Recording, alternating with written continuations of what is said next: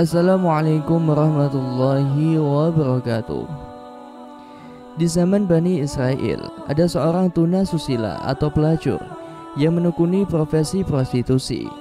Hanya bermodal wajah cantik dan bodi yang menarik, wanita itu selalu menawarkan dan mencari pelanggan hanya di dekat pintu rumahnya. Ia memasang tarif harga yang cukup mahal, yaitu 10 dinar atau lebih. Jadi kalau dikrus dengan nilai rupiah saat ini sekitar 470.000 rupiah. Nilai itu didapat jika dikruskan dengan 10 dinar mata uang dinar Kuwait. Namun dibalik keburukan profesi dan perbuatannya, wanita itu memiliki kisah unik yang sungguh inspiratif, di mana dia dianugerahi oleh Allah Subhanahu wa taala 7 anak laki-laki yang diangkat menjadi nabi Allah. Lantas bagaimanakah kisahnya? Jangan kemana-mana, simak videonya hingga akhir. Dikisahkan dalam kitab Dzurratun Nasihin fil Wa'di wal Irsyad bahwa dahulu kala ada seorang wanita pelacur yang selalu menjual tubuhnya pada para lelaki. Seperti biasa di hari-harinya, ia mejeng di ranjangnya yang berdekatan dengan pintu rumahnya, dan pintu itu dibuka agar para lelaki yang melintas rumahnya dapat melihat kecantikannya. Suatu hari ada seorang pria ahli ibadah yang melintas di depan rumah pelacur itu. Ketika mata pria itu memandang tubuh wanita pelacur, maka bangkitlah syahwat dan nafsu pria itu. Pria ahli ibadah itu lantas berusaha menahan nafsu birahinya. Ia juga berdoa pada Allah agar menghilangkan perasaan buruk yang tengah melanda hatinya.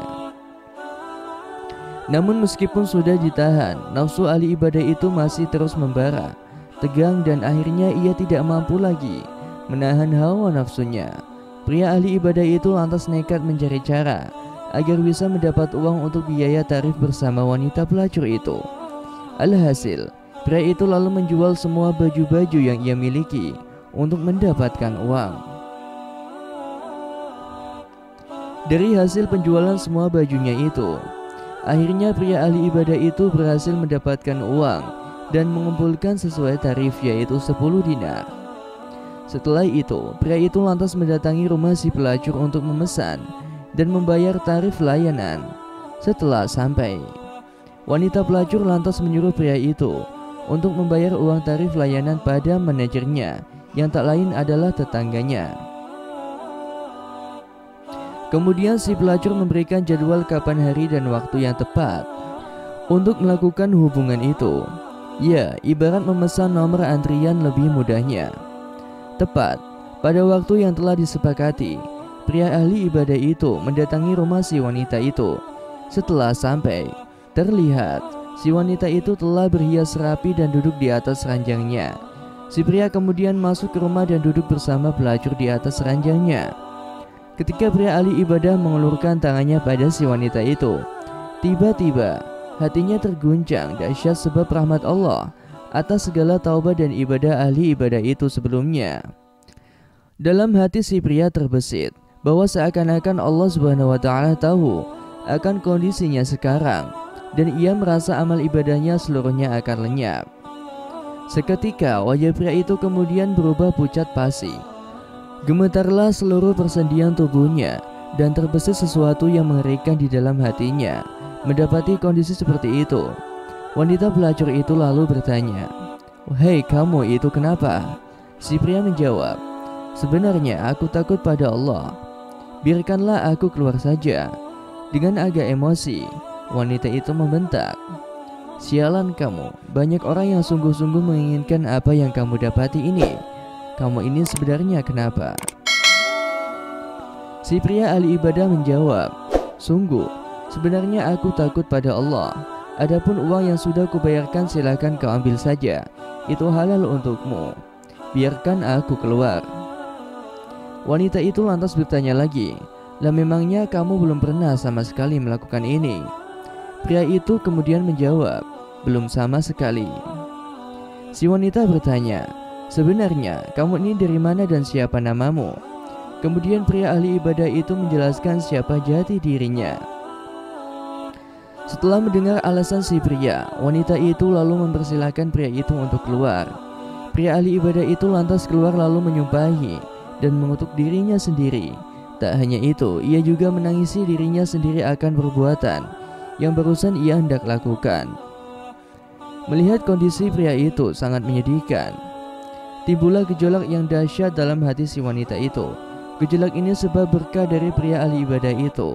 Hati si wanita pelacur serasa berkata, sungguh, pria itu untuk pertama kalinya hendak melakukan perbuatan dosa, namun rasa takut telah masuk ke dalam hatinya.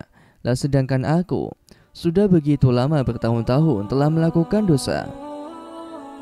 Padahal Tuhan yang dia takuti itu adalah termasuk Tuhanku juga, dan seharusnya rasa takutku kepadanya harus lebih besar lagi. Kemudian turunlah hidayah Allah kepada wanita itu. Ia lantas memutuskan kembali bertaubat pada Allah. Ia lalu menutup pintu rumahnya rapat-rapat. Lalu ia ganti pakaian seksinya dengan pakaian sopan sederhana, dan kemudian beribadah menghadap Allah Subhanahu wa Ta'ala. Ia kemudian bertaubat dan beribadah pada Allah cukup lama. Wanita itu lalu berkata, sungguh, jikalau aku datang pada pria itu, mungkin saja dia mau mempersuntingku, sehingga aku dapat belajar di sampingnya banyak hal tentang agamaku, dan bisa menjadi pendorongku untuk beribadah pada Allah.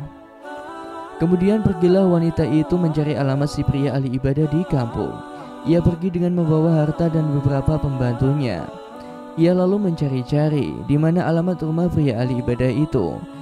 Setelah sampai di kampungnya yang dituju, wanita itu bertanya pada warga yang dijumpai dan memperoleh informasi tentang di mana pria yang dimaksud berada. Dan akhirnya bertemulah wanita mantan pelacur itu dengan pria ahli ibadah. Wanita itu lalu membuka wajahnya dengan maksud agar si pria mengenalnya. Dan benar sekali, meski setahun telah berlalu, pria ahli ibadah itu masih mengenalinya. Kemudian teringatlah kembali pria itu akan peristiwa menakutkan yang dulu pernah terjadi. Bahkan akibat terkejut dan syok sebab kenangan buruk di masa lalu, pria ahli ibadah itu sampai menjerit histeris hingga nyawanya keluar dan meninggal dunia. Kematian pria itu lantas membuat si wanita bersedih hati. Ia berkata, sesungguhnya aku berangkat ke sini demi bertemu dia, tetapi dia sudah mati. Apakah dia punya seorang keluarga di antara familinya yang membutuhkan seorang istri?